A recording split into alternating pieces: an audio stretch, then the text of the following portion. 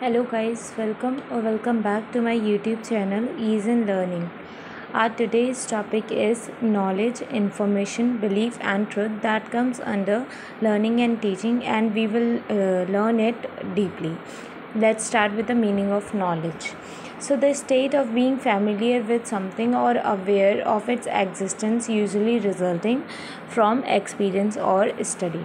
एक ऐसी स्टेट जिसमें हम किसी से फैमिलियर हो जाते हैं या फिर हमें पता होता है कि वो चीज़ एग्जिस्ट करती है, मतलब वो इस दुनिया में है, वो नॉलेज कहलाती है। ये चीज़ हमें किससे आती है कि हमें या तो एक्सपीरियंस से आती है या फिर कुछ पढ़कर आती है, कुछ स्टडी करके आती है। The range of one's understanding और इन्फॉर्मेशन, इसको नॉलेज को हम किसी की रेंज भी कह सकते हैं कि वो किस हद तक किसी चीज़ के बारे में जानता है या किसी की चीज़ के बारे में इंफॉर्मेशन रखता है। Some definitions of knowledge are as follows according to Plato, जो कि एक वेस्टर्न आइडियलिस्ट थे। उनका मानना था कि true knowledge is to know the form of the divine system and form of soul and God. उन्होंने पूरी तरीके से नॉलेज को डिवाइन से जोड़ दिया था, मतलब हेवनली चीज़ से जोड़ दिया था, और उन्होंने कहा था कि सोल एंड गॉड को ही जानना नॉलेज है। Another definition was given by William James. इनके according knowledge is the other name for practical experience and success. William James के अकॉर्डिंग नॉलेज जो है वो प्रैक्टिकल एक्सपीरियंस है, मतलब कुछ भी चीज़ प्रैक्टिकली करके और उसमें सक्सेस पाके आती है। Now coming to the characteristics of knowledge. So here are 6 characteristics. First is knowledge is empirical or experienced. Knowledge जो होती है empirical मतलब experience से आती है, और हम नॉलेज को एक्सपीरियंस भी बोल सकते हैं। Second is knowledge is truth, जो नॉलेज है वो एक सच्चाई है। थर्ड, नॉलेज इज़ मीनिंगफुल, हर एक नॉलेज का कोई ना कोई मीनिंग होता है, तो नॉलेज इज़ मीनिंगफुल।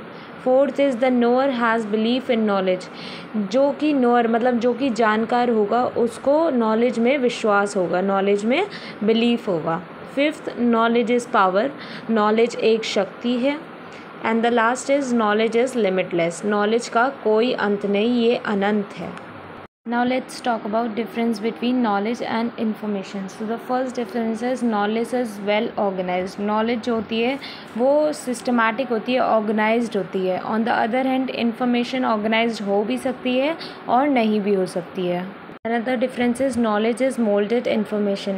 Knowledge एक information होती है जिसको mold करके मतलब मोड़ तरोड़ के लोगों तक पहुंचाया जाता है, और information जो होता है वो एक तरीके से processed data होता है, मतलब जो चीज़ जैसी है वैसी ही दूसरों के सामने पेश करी जाती है। Another differences are knowledge is based on information. Knowledge जो होती है वो information के ऊपर based होती है, and information is based on data, और information data के ऊपर based होता है। Knowledge is required cognitive and analytical abilities. Knowledge को grasp करने के लिए cognitive मतलब आपका संज्ञान अच्छा होना चाहिए और आपकी analytical abilities अच्छी होनी चाहिए। Information do not require such abilities. Information के लिए ऐसी abilities की कोई ज़रूरत नहीं होती है। Last two differences are knowledge is fluid mixed of framed experience, values, contextual information and insight. Knowledge जो होता है वो इन सब का मिक्सचर होता है, इन सब को समझने के बाद में नॉलेज हमें अटेन होती है। क्या क्या? फर्स्ट इज़ एक्सपीरियंस, मतलब जो हमें एक्सपीरियंस मिलता है उससे हमें नॉलेज मिलती है। वैल्यूज़, कॉन्टेक्चुअल इन्फॉर्मेशन मतलब जो कॉन्टेक्स्ट हमें मिलता है उससे जो इन्फॉर्मेशन मिलती है उससे नॉलेज हमारी इंक्रीज़ होती है। And the insight.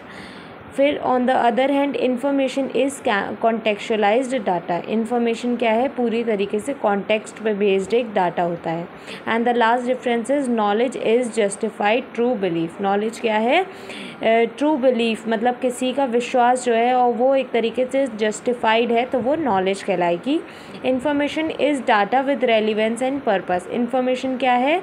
इन्फॉर्मेशन एक डाटा है जिसका कोई रेलिवेंस भी है और उसका एक उद्देश्य भी है, उसका एक पर्पस भी है। उसके बाद अब हम मीनिंग ऑफ ट्रुथ समझ लेते हैं। So truth can have a variety of meanings. Truth के अलग अलग मीनिंग हो सकते हैं। From the state of being the case, being in accord with a particular fact or reality.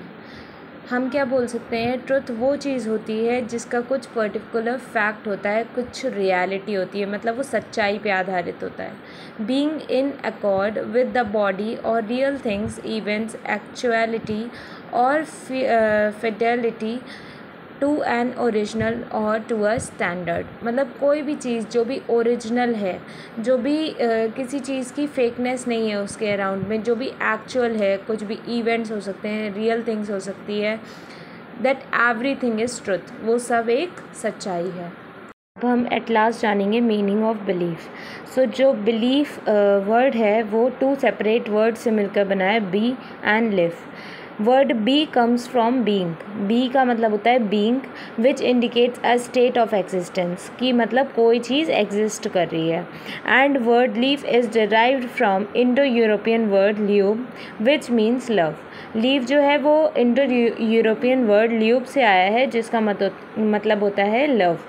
Belief indicates a mental state which indicates a lack of doubt. Belief is used to refer to individuals' attitude associated with true or false ideas and concept. जो लोगों की धारणाएं होती हैं किसी भी चीज़ को लेके, किसी भी सिचुएशन को लेके, वो सही भी हो सकती हैं और गलत भी हो सकती हैं, तो वही चीज़ बिलीफ है, मतलब लोगों का concept. Belief includes faith, belief में फेथ आता है, कन्विक्शन आता है, कॉन्फिडेंस आता है, क्रेडेंसी आता है, सर्टेनिटी आता है, trust is also a part of belief, assurance and credibility आता है। No such verification is possible in case of belief. कौन सा verification? Verification of facts. Belief एक तरीके से लोगों की ही धारणा आप समझ लीजिए, ओवरऑल किसी भी चीज़ को लेके, किसी भी सिचुएशन को लेके। आपका ये ज़्यादातर शॉर्ट में ही देखा गया आंसर है, तो अगर आप इतना लिख देंगे तो वो आपको अच्छे मार्क्स दिला देगा। सो हमने सब कुछ पढ़ लिया है, knowledge, information, belief and truth. Thank you for watching my video and if you are liking my content, do not forget to like, share and subscribe.